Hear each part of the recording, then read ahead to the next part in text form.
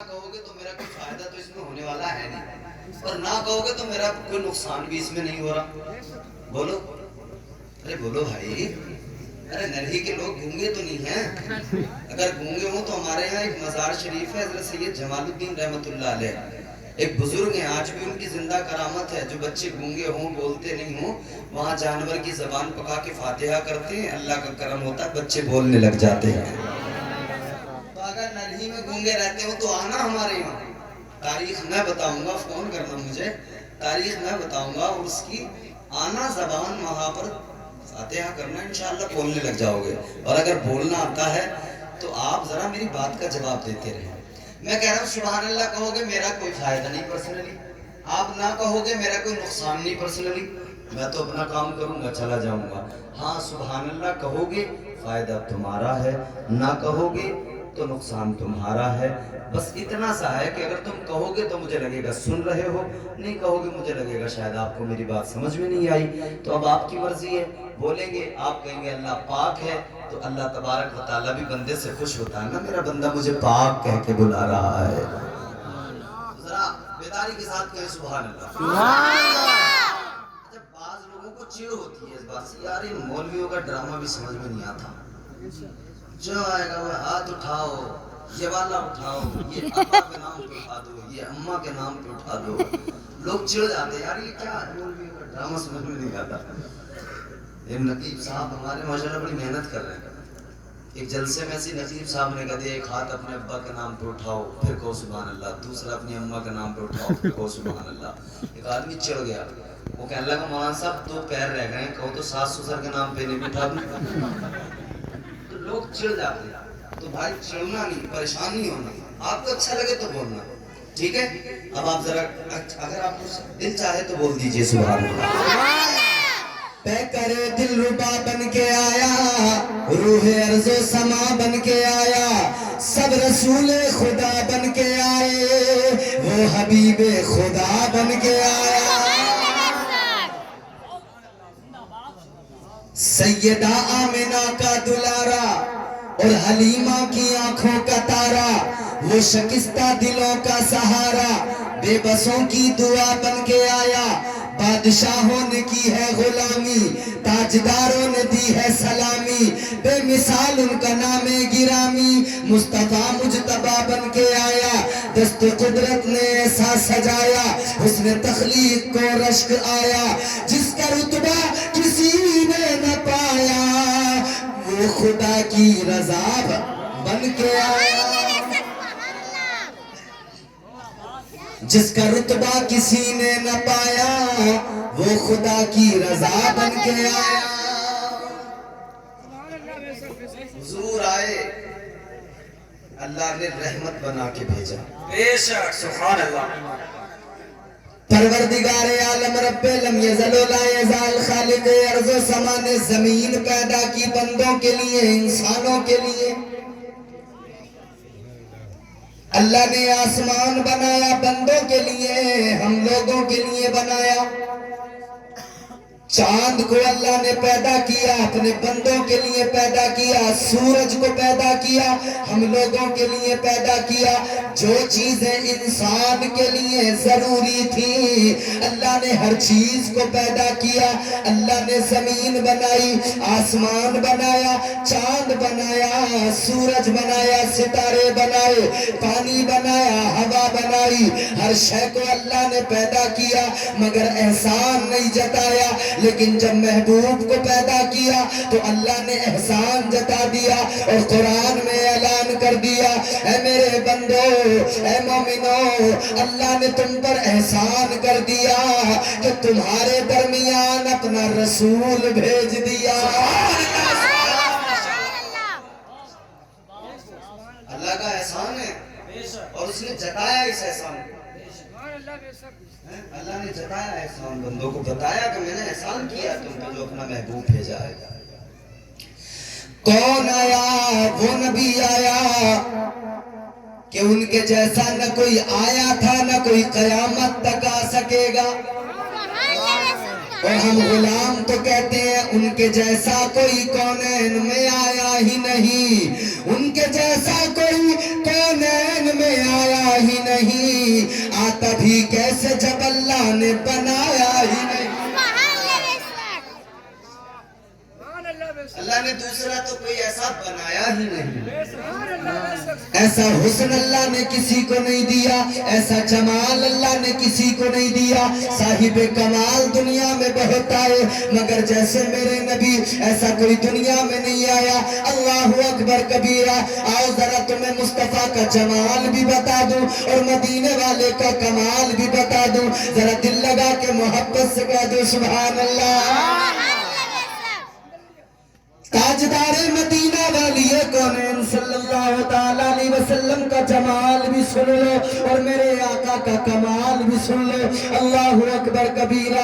ہجرت کی رات ہے, میرے مصطفیٰ نے اپنے یار غار یار مزار جناب صدیق اکبر کو ساتھ لیا. ادھر بستر پہ علی کو سلایا, ابو بکر صدیق کو ساتھ لیا.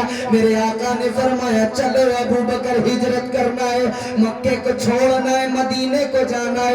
وہ مکہ جہاں پر آقا پیدا ہوئے, وہ مکہ جہاں پر آپ کا بچپن گزرا, وہ مکہ جہاں پر نبی کو جوانی آئی, وہ مکہ شہر کہ جس کے بارے میں اللہ نے قرآن میں کہہ دیا لا اقسم بہذا البلد وانت حل بہذا البلد ووالد وما ولد.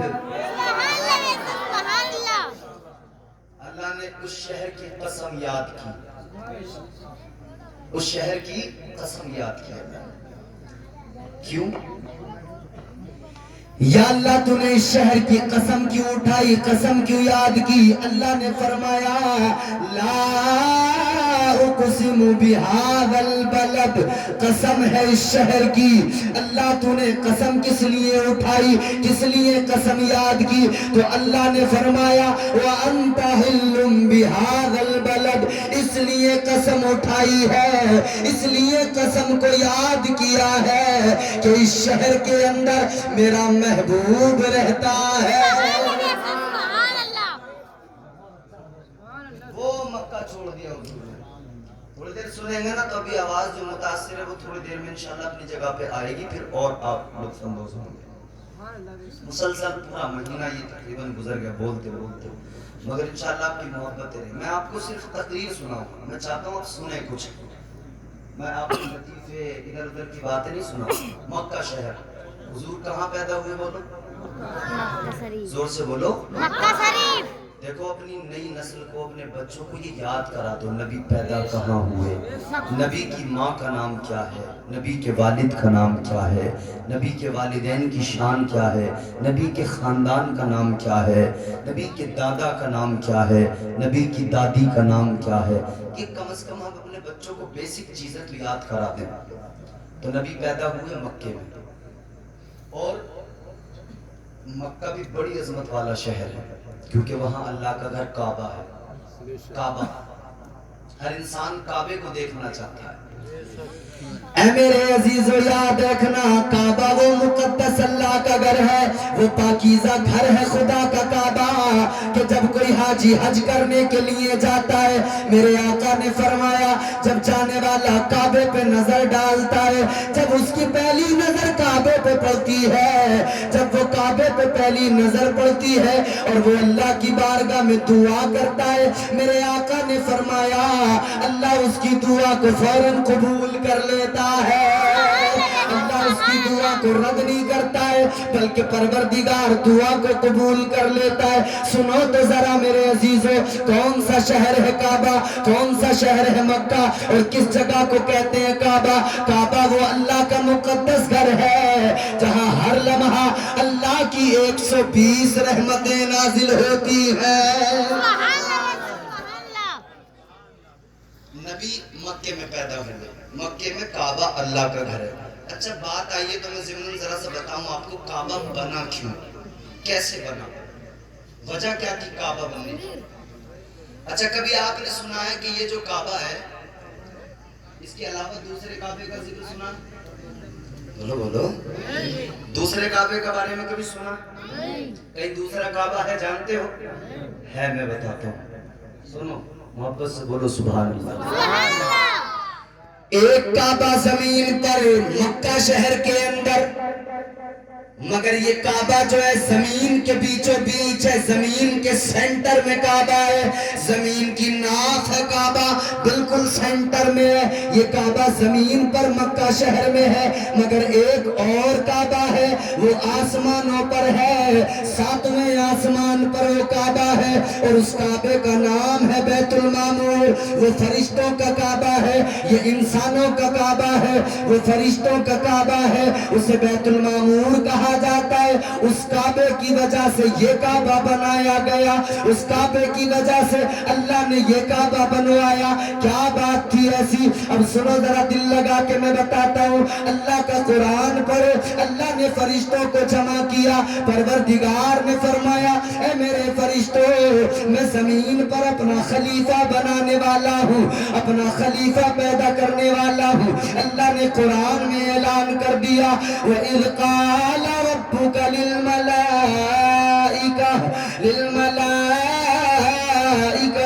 إِنِّي جَاعِلٌ فِي الْأَرْضِ خَلِيفَةً۔ اللہ نے فرشتوں سے فرمایا میں زمین پر اپنا خلیفہ بنانے والا ہوں۔ تو فرشتوں نے کہا یا اللہ کیوں بنا رہا ہے زمین پر خلیفہ اپنا، کیوں پیدا کر رہے انسان؟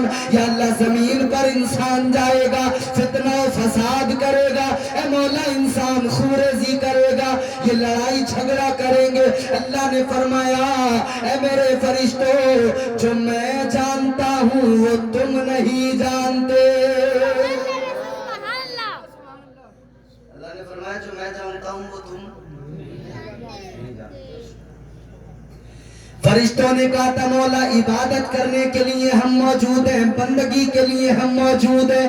فرشتوں نے کہا تھا وَنَحْنُ نُسَبِّحُ بِحَمْدِكَ وَنُقَدِّسُ لَكَ، اے مولا تسبیح کرنے کو ہم موجود ہیں، حمد کرنے کو ہم موجود ہیں، مولا عبادت کے لیے ہم موجود ہیں۔ یا اللہ انسان کی ضرورت کیا ہے؟ مگر اللہ نے فرمایا اے میرے فرشتوں، جو میں جانتا ہوں وہ تم نہیں جانتے۔ اللہ تو اپنے حبیب کو دنیا میں بھیجنا چاہتا تھا نا، اور لباس بشریت میں بھیجنا چاہتا تھا، اس لیے اس نے انسان کو پیدا کیا، انسان کو اس نے پیدا کیا، حضرت آدم کو پیدا کیا۔ پہلے انسان ہے دنیا کے، کون؟ حضرت آدم علیہ السلام، پہلے انسان ہے دنیا کے۔ اللہ نے حضرت آدم علیہ السلام کو پیدا کر دیا۔ فرشتوں کو لگا اللہ ہم سے ناراض ہو گیا ہے، شاید ہم نے منع کر دیا تھا، ہم نے کہہ دیا تھا یا اللہ پیدا نہ کر انسان کو۔ تو فرشتوں کو لگا شاید اللہ ناراض ہو گیا، شاید رب ناراض ہو گیا۔ تو فرشتوں نے کیا کیا؟ فرشتوں نے مشورہ کیا چلو اللہ کو راضی کرتے ہیں، چلو اپنے رب کو راضی کرتے ہیں، پروردگار کو راضی کیا جائے۔ تو فرشتوں نے کیا کیا؟ فرشتوں نے جو ساتویں آسمان پر کعبہ ہے، جو بیت المعمور ہے، اس بیت المعمور کا طواف کرنا شروع کر دیا۔ فرشتے طواف کرنے لگے، بیٹا خاموش ہے، فرشتے طواف کرنے لگے، بیت المعمور کے چکر لگانے لگے۔ اللہ نے فرمایا فرشتوں کیا کر رہے؟ یا اللہ تو نے کہا تھا انسان پیدا کروں گا، ہم نے انکار کر دیا تھا، منع کر دیا تھا، ہمیں لگا تو ناراض ہو گیا، اس لیے مولا ہم تجھے راضی کر رہے ہیں۔ کیا تصور دیا فرشتوں نے نا، کہ جب بھی محسوس ہو کہ شاید میرا رب مجھ سے ناراض ہو گیا ہے، تو رب کو راضی کرنے کے لیے تدبیریں سوچی جائیں۔ جب بھی لگے کہ رب ناراض ہو گیا ہے تو رب کو راضی کرنے کے بارے میں سوچا جائے۔ یا اللہ ہمیں لگا تو ناراض ہو گیا، تو ہم اس لیے یہ بیت المعمور کا طواف کر رہے ہیں کہ ہم تجھے راضی کرنا چاہتے ہیں۔ پروردگار عالم تو سب جانتا ہے، مگر میرے رب نے فرمایا، اللہ نے فرمایا اے میرے فرشتوں تم مجھے راضی کرنے کے لیے طواف کر رہے تھے، ہاں اللہ ہم تجھے راضی کرنے کے لیے کر رہے تھے۔ اللہ نے فرمایا اے میرے فرشتوں مجھے تمہاری ادا پسند آ گئی ہے، مجھے تمہارا طریقہ پسند آ گیا ہے۔ اے میرے فرشتوں اب تم نے یہ جو عمل کیا ہے اصل اس کا ریزن یہ تھا کہ تمہیں لگا میں ناراض ہو گیا ہوں، میں ناراض ہو گیا ہوں، اس لیے مجھے راضی کرنے کے لیے تم نے اس کا طواف کیا۔ اے فرشتوں یہ ادا مجھے پسند آ گئی، اب یہی طریقہ میں اپنے بندوں کے لیے رائج کروں گا۔ اے فرشتوں بیت المعمور کے بالکل سینٹر میں نیچے زمین پر بھی ایک میرا گھر بنا دو، ادھر بیت المعمور فرشتوں کا کعبہ ہے، ادھر بھی میرا گھر کعبہ بنا دو، زمین پر کعبہ بنے گا تو وہاں پر جو میرے گناہگار بندے ہوں گے گناہ کر کے آئیں گے، جب وہ گناہگار آئیں گے احساس ندامت کے ساتھ میں جب وہ میرے گھر کا طواف کریں گے، اے میرے فرشتوں جب وہ آئیں گے طواف کریں گے میں ان سے بھی راضی ہو جاؤں گا، میں ان کے سارے گناہوں کو معاف کر دوں گا۔